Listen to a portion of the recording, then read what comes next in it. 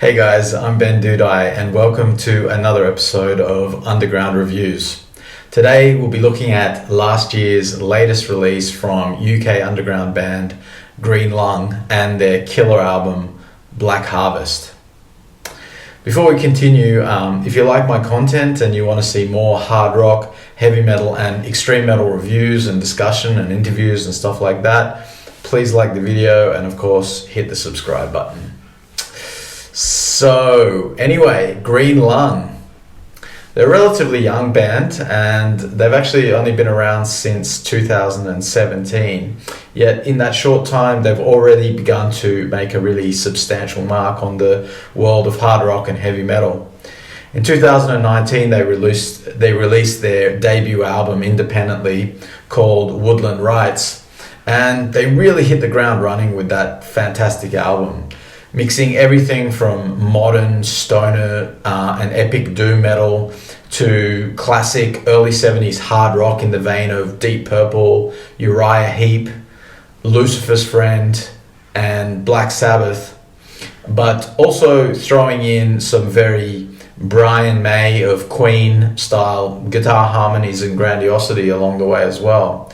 I can even hear the sort of early, more hard-hitting stuff from bands like Ghost, in a little bit in there at times, and also a little bit of like more modern bands like Chemist and Baroness sort of sprinkled into the mix as well from time to time. On Black Harvest, the guys have really continued down this path set out on Woodland Rites, but with an even more refined and streamlined and perfected approach. You've got the lineup of Tom Templar on vocals, Scott Black on the guitar, Joseph Gast is on the bass, Matt Wiseman on drums, and rounding out the lineup on organ, Mr. John Wright. And I have to say that really each member is integral to the overall sound. You've got Tom Templar has, a voice perfectly suited to the music here, and the lyrical content of sort of British forest folk horror only really helps make the overall delivery even more interesting. Tom's fantastic vocal melodies are supported with great backing vocals, which only really help to enrich the music even further. Scott Black and John Wright on the guitars and keyboards respectively have a really fantastic synergy, and often there are moments of wonderful interplay between them, which is sort of reminiscent of your Ritchie Blackmore and John Lord's classic live interactions when Deep Purple were in full flight. The bass lines by Joseph Gast are full and fat and also vitally important to the power that the band generates. And his rhythm section partner, Matt Wiseman on the drums, holds it all down with power and dynamic perfection that gives the album a great movement and groove throughout.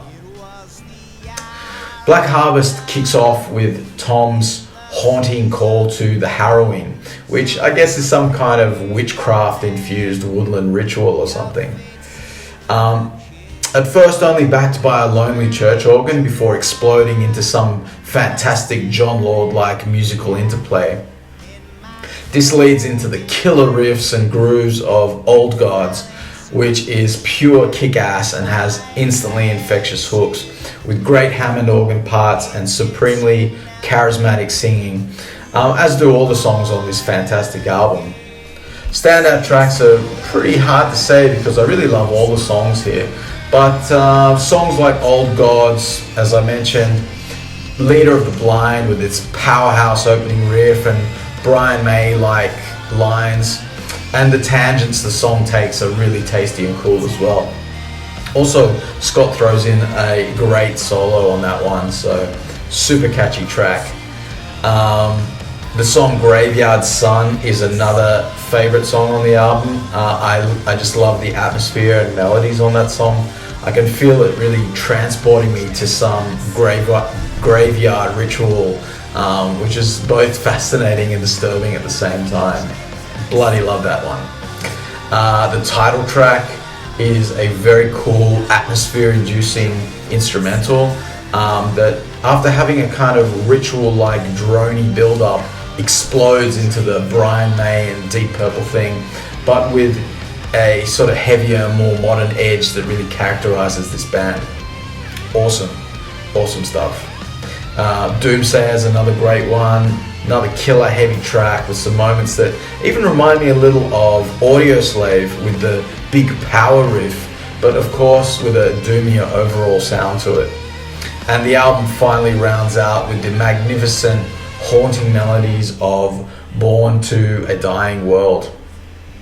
This one really shows the band is able to tackle a more subdued sound with the same adept skill as they do when the song erupts into the heavier riffing.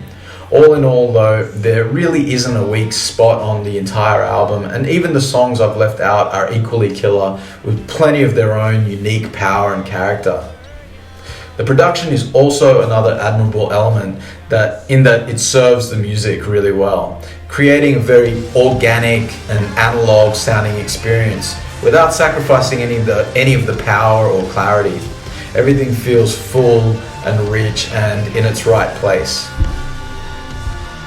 Green Lung have already managed to get a fair amount of attention, even being written up in the UK's Guardian newspaper, which is no small feat for a metal band these days. With Black Harvest and with their previous album Woodland Rights, it's really easy to see why. These guys have tackled a style of hard rock and metal that is certainly not undiscovered territory by any means, yet have made it sound just as fresh and vibrant as any of their contemporaries or influences even. So congrats to the guys for making such a killer album. Anyway, how would I rate this one? Well, I really can't find any fault with it. Every time I throw it on, I enjoy every second of the album. And for that reason, and on its own merits, I'm going to call this a perfect album and give it a perfect score of 10 out of 10. Anyway, guys, that's it for this episode of Underground Reviews.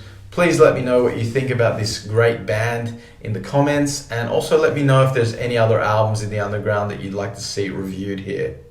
So go support the band, buy their merch, go see them live when they come to town, and like I always say, support the underground bands. So for now, thanks for watching, stay metal, and see you next time.